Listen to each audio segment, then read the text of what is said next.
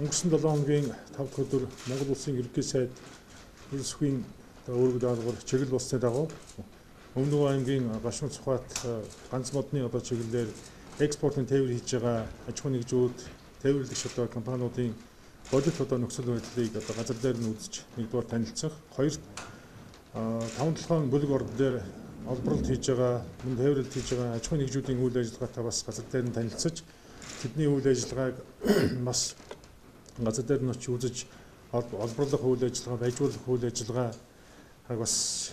танилцах, үзэх бас шийдэл бас гаргах гэсэн ийм чиглэлээр бас ажиллалаа. За мөн оюутлогоо компани, оюутлогоо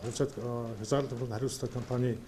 бүтээн байгуулалтын ажлыг бас газар дээр нь очиж танилцаж, гүний уурхаад Монголын 11 гаруй залуучууд бас ажиллаж, гүний уурхаан тэр хүн ур чадвар тийм технологи шаардсан нөхцөл бас Монголын залуучууд бас ажиллаж үйл ажиллагааг явуулж байгаатай бас очиж танилцлаа. Тэгээ энэ бүхний эцэст бол мэдээж хамгийн гол нь бол ер нь бүтээн байгуулалт явахын хажуугаар бид цаашдаа 5-7 бүлэг орныг эдийн засгийн эргэлтэнд оруулах, мөн эдийн засгийн эргэлтэнд оруулахдаа бид хэрхэн шийдэлтэйгээр зөв явах вэ гэдэг ийм гарц гаргалгаануудыг бас бид нэр хайж бас яваад ирлээ. Тэгээд энд бол ялангуяа говийн бүс, Өмнөд аймгийн говийн бүсд бол уул уурхайн чиглэлийн чуулган бас анх удаа хийлээ. Энэ чуулган дээр ер нь уул уурхайн салбарын тулгамдж байгаа хийж хэрэгжүүлэх олон ажил санаачлагууд, мөн тээврийн энэ логистик тээвэрлэлтийнхаа үйл ажиллагаатай уул уурхайн салбар хэрхэн уялдаж бас явах талаар бас хоорондоо санал солилцож ер нь дүгнэлтүүд, тайлангуудад нэгдсэн тайлангуудад ингээд гарсан байгаа. За 5-7 бүлэг орн дээр хийж хэрэгжүүлэх ажлын хамгийн гол юм бол ерөөсөө бид нэгдүгээр усныхаа асуудлыг шийдэх ёстой байна. 5-7 бүлэг орн дээр усны асуудал шийдсэний дараагаар цахилгаан станцын асуудал, байжуулах үйлдвэрийн асуудал, цаашлаа бүтээн байгуулалтын бүх асуудлууд бол яригдах ийм зүй ёсны шаардлагатай байна гэдэг ийм зүйлийг бас хоорондоо бас ярилцаж шийдэл хүрнэ. За мөн энэ удаагийн засгийн газрын хуралдаан дээр хамгийн гол нь энэ иргэдийн бухимдуулаад байгаа зүйлүүдийн тээвэрлэлтэй холбоотой Гашуун Цухатын чиглэлд бас тээвэрлэлт хийж байгаа аж ахуйн нэгжүүд нийт 84-өөс 100 км-т урт цуваа үүсэж байгаа энэ нөхцөл байдлыг газар дээр нь үзэж танилцаж ерөн шийдэл хүрэх шийдвэр гарах энэ ажлыг бас очиж газар дээр нь үзэж судлаад дараах байдлаар засгийн газрын хуралдаанд оруулах гэж байна. Энд Energy Resource компани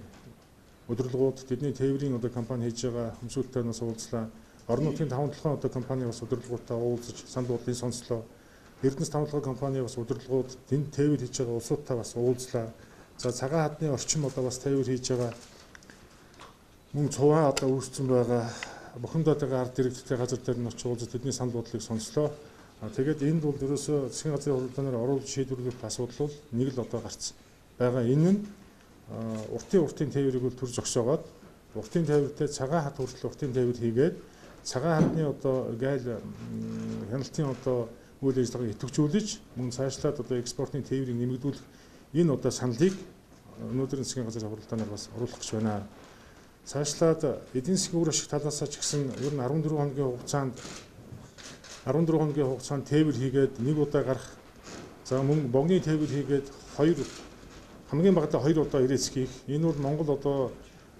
тээвэрлэлт хийж байгаа аж ахуйн нэгжүүдийн тээвэр хийж байгаа улсууд маань ер нь сардаа 2 удаа тээвэр хийгээд нэг удаагийн тээвэр сая 500 мянган төгрөг авч байсан бол 2 удаагийн уртын тээвэр цагаан хад хүртэл хийгээд 3 орчим сая төгрөг буюу авахаар ийм бас үр ашигтай тооцоонуудыг бид нар бас гаргах зүйтэй байна гэж бодож байна. За мөн цаашлаад богны тээвэр дээр тээвэрлэлт хийхдээ зөвхөн 65 тонноор хязгаарлахгүйгээр за 30 км шорон замаар 110-аас 120 тонныг ачаад цаашдаа экспортод нүүрсээ гаргах энэ боломжууд бас эдийн засагт тооцоогоор бол сардаа үлдэж байгаа хугацаанд 65 орчим сая $, борлуулалтын орлого улсын төсвөд бас бүрдүүлэх ийм алхмуудыг